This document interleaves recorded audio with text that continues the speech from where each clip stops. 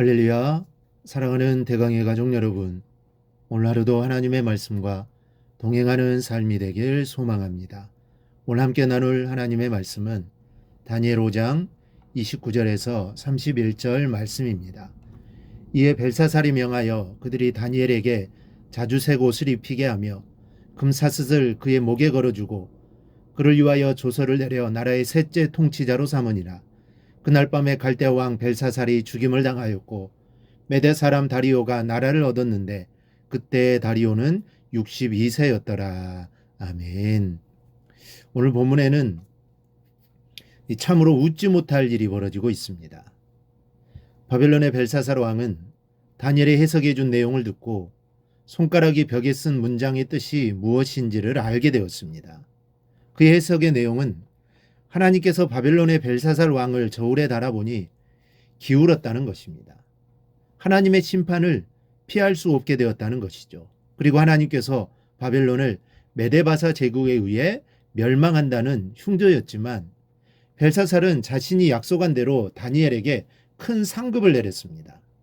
29절을 보니 자색 옷을 입혔고 금사슬을 다니엘의 목에 걸어주었고 바벨론의 셋째 치리자로 세워주었습니다.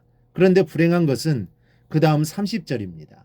그날 밤에 갈대아 왕 벨사살이 죽임을 당하였고 그랬습니다. 바벨론 성을 포위하고 있던 바사 왕 고레스가 바벨론을 점령하여 벨사살을 살해하고 바벨론 제국을 완전히 접수한 것입니다. 이러한 사실은 벨사살이 다니엘에게 자랑하듯 내세우면서 준 세상 명예와 부, 권세가 얼마나 허망한 것인지를 입증해 줍니다. 이는 본문의 시대에만 해당되는 문제는 아닙니다. 하나님의 입장에서 이 세상의 모든 것이 이와 같기 때문입니다.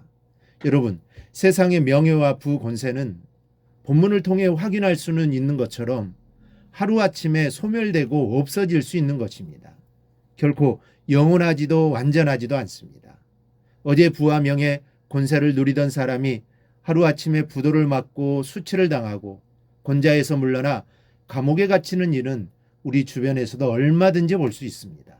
이 복음서에 보면 세상 모든 영광을 제시하며 자기에게 절할 것을 요구하는 사탄의 요구를 맞아 이를 단호히 물리치신 기사가 나옵니다. 이처럼 세상 모든 영광 앞에서도 미혹되지 않으시고 그 유혹을 물리치신 것은 물론 성경에 기록된 것처럼 사람이 오직 한 분 하나님께만 예배해야 함을 가르치시기 위함입니다. 그러나 이는 사탄이 제시하는 세상 권세와 영광이 가소롭기 짝이 없을 만큼 허망하기 때문이며 덧없고 무가치한 것이기 때문일 것입니다. 이 사실을 하나님을 섬기는 성도들은 확실히 알아야 합니다. 그래서 바울 사도와 같이 그 모든 것을 하나님과 그리스도를 위하여 배설물로 여길 수 있는 초연한 믿음을 소유하고 살아야 할 것입니다. 그래야 할 때 우리는 세상 명예, 부, 권세와는 비할 수 없는 참되고 온전한 축복을 하나님으로부터 영원히 받아 누리게 될 것입니다. 그런데 참으로 기가 막힌 것은 하나님이 손가락을 통해 벽에 쓴 문장, 곧 바벨론이 바사에 의해 멸망당하리라는 예언이 그날 밤에 당장 성취되었다는 것입니다. 하나님의 예언은 수십 년, 수백 년 혹은 수천 년이 지난 후에 성취되는 것도 있지만 그날 밤에 당장 성취되는 것도 있다는 것을 보여주고 있습니다. 예수님의 재림도 마찬가지입니다. 예수님께서 재림하실 때도 도적같이 임하리라고 있습니다. 어디 그뿐이겠습니까? 여러분이 안고 있는 기도의 제목도 어느 날 갑자기 도적같이 임하게 될 줄 믿습니다.